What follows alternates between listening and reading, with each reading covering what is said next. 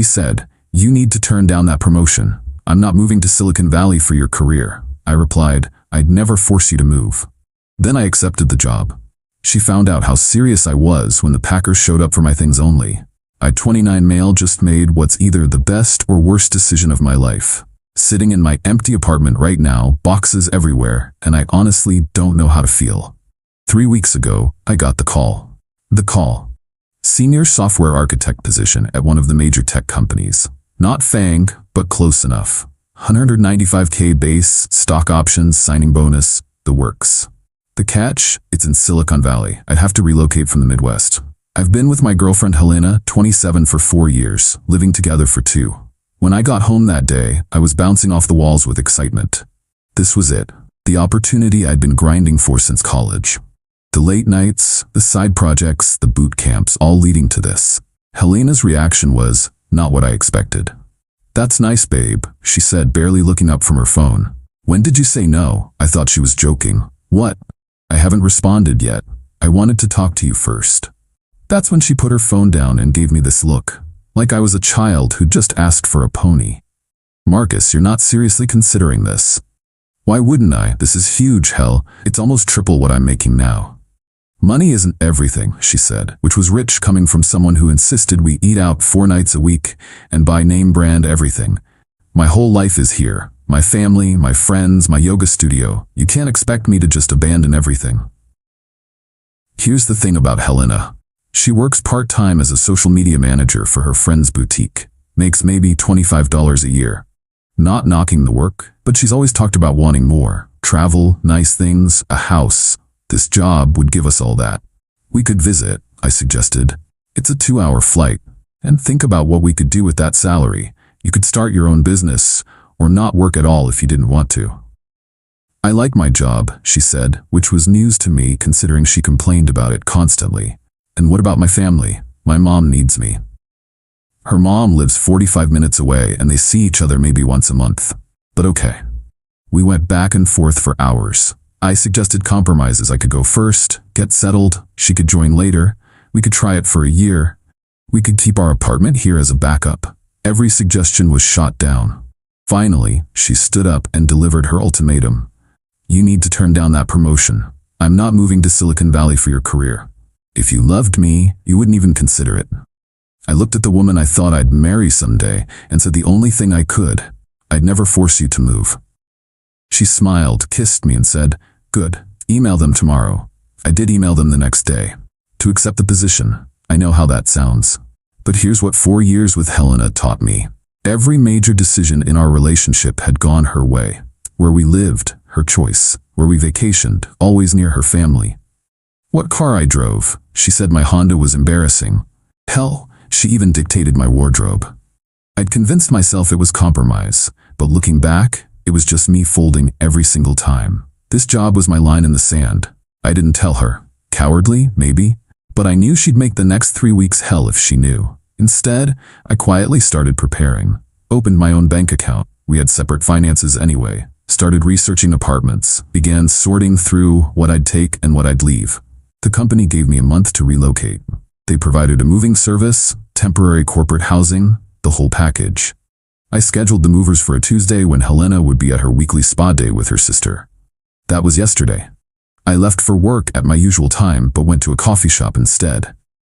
The movers texted when they arrived. Professional crew had my stuff packed and loaded in 3 hours. I'd marked everything that was mine. My desk, my gaming setup, my clothes, my books. Left all the shared stuff, the furniture we bought together, even the TV I'd paid for but we both used. I'd typed up a letter explaining everything. Left it on the kitchen counter with my tea and a check for 2 months' rent. Lease was in her name anyway. My phone started blowing up around 2 p.m. What the hell is happening? There are movers here. Where are you? Marcus, answer your phone.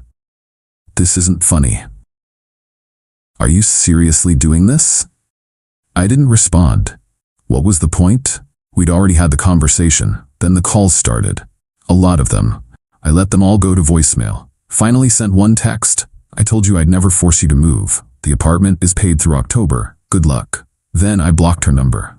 My flight to California is tomorrow morning. Already had my first day at the new job.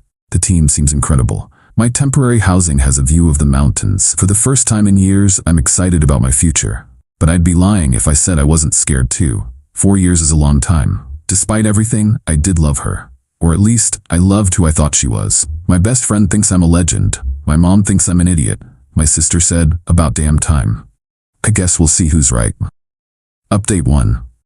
Currently writing this for my temporary corporate housing. The last few days have been intense. First, the job is incredible, even better than I imagined.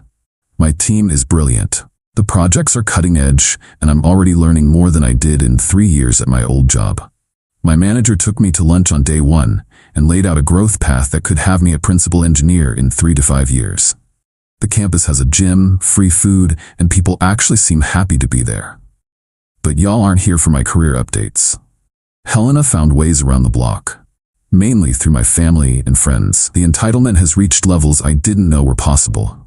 Day 1 after the move, my mom called. Marcus, Helena is hysterical. She says you just abandoned her. How could you do this? Mom, I told her about the job. She demanded I turn it down. I didn't. But to just leave like that, without talking? We did talk for hours. Her position was I had to turn it down or we were over. I chose the job. That poor girl is devastated. That poor girl was apparently devastated enough to drive to my mother's house and sob on her couch for 3 hours, painting me as a monster who'd left her with nothing. She conveniently left out the 2 months' rent I'd paid, or the fact that she'd issued an ultimatum. Day 2, my best friend Jake called. Dude, Helena is losing it. She's been calling everyone, saying you left her homeless and broke. She has a job and I paid 2 months' rent. How is that broke? Yeah, about that. She's telling people you cleaned out the apartment, took everything, even her grandma's china. I took my gaming setup and my clothes. I have photos of everything I took and none of it was hers. I figured, just wanted to warn you, she's on a campaign. Day 3. This is where it got interesting. Got a call from an unknown number. It was Helena's mom, Darlene. Marcus, what you've done is unconscionable. You've destroyed my daughter. Darlene, I accepted a job. Helena chose not to come with me. A job? A job? You threw away 4 years for money? I threw away 4 years because your daughter thinks she can control every aspect of my life. She told me about this so-called promotion. $200K, please. No tech company pays that much. You're either lying or you're going to get scammed. I actually laughed. Darlene, I'm already here, already working. The job is very real. Well, I hope it's worth it when you're old and alone. Considering I'm 29, I'll take my chances. She hung up on me. Day 4. Here's where Helena really showed her true colors. I got a text from an unknown number. It was screenshots of Helena's Instagram stories. She'd posted, when you support someone through their struggling years only to be abandoned the moment they make it. Remember, ladies, if he's willing to leave you for money, he was never yours to begin with.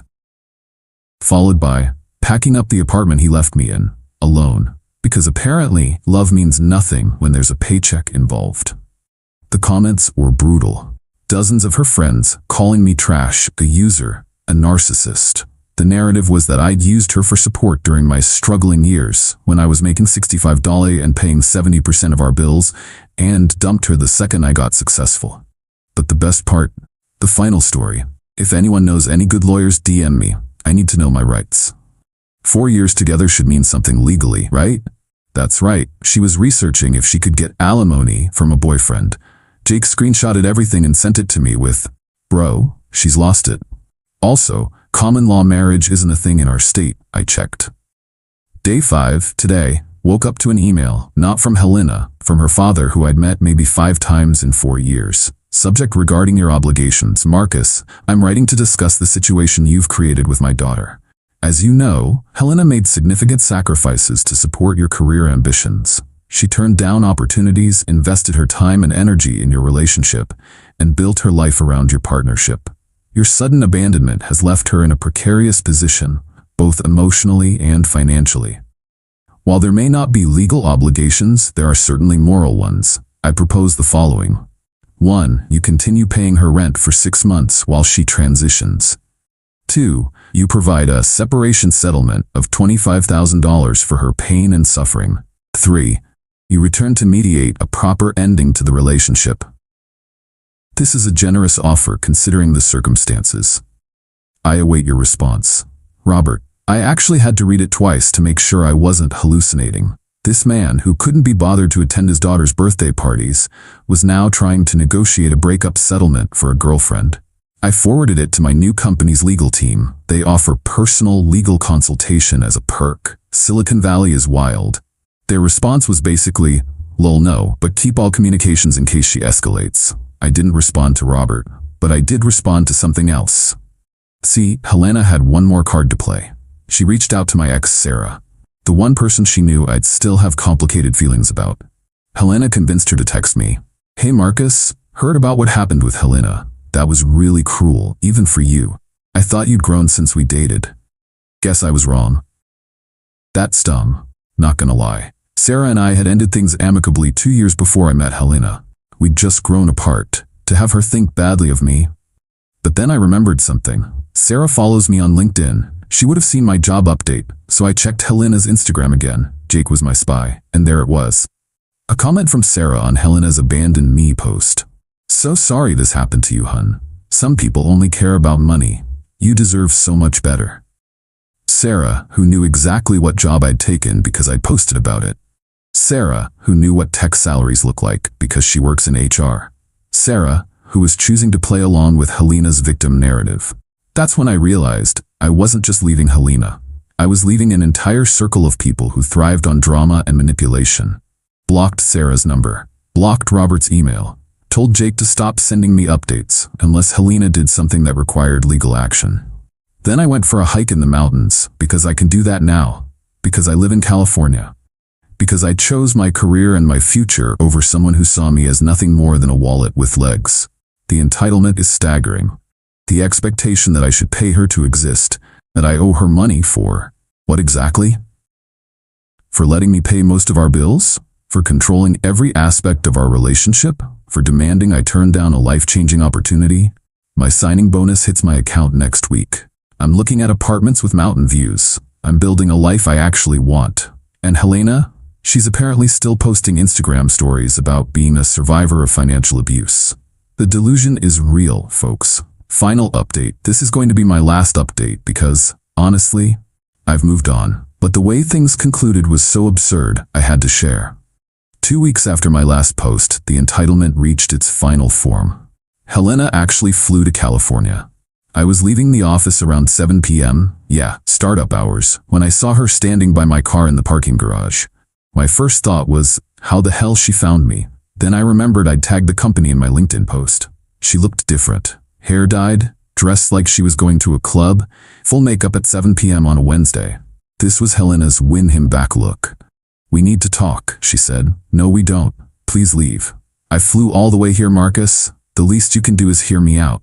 Against my better judgment, I agreed to get coffee at a public place nearby, mostly because I wanted witnesses if she went nuclear. The conversation was illuminating.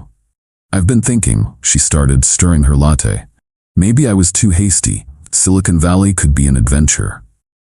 "Helena, you made your position very clear. You weren't moving for my career."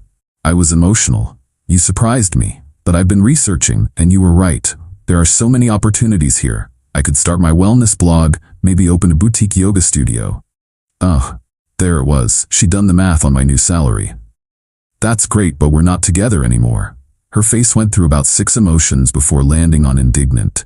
"You can't be serious. 4 years, Marcus. You don't just throw away 4 years."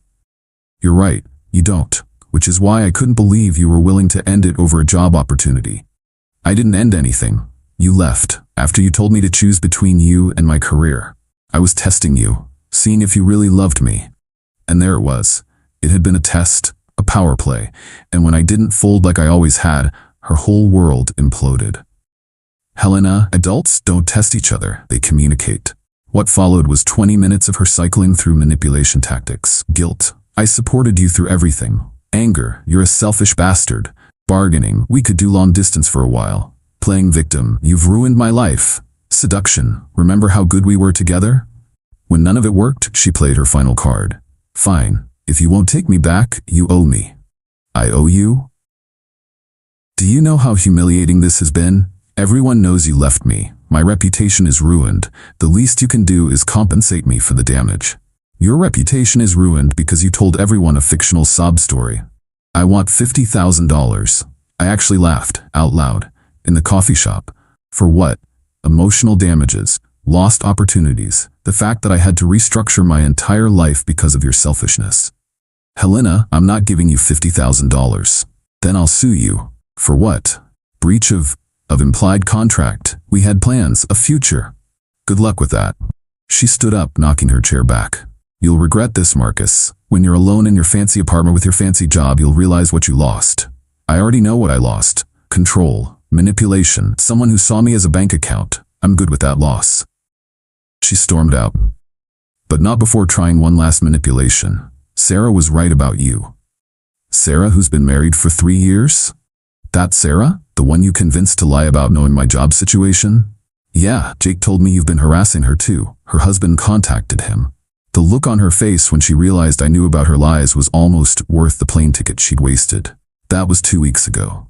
Since then, 1. She flew back home and tried to start a GoFundMe titled, Starting Over After Financial Abandonment. It raised $45 from her mom before being taken down for fraud. 2.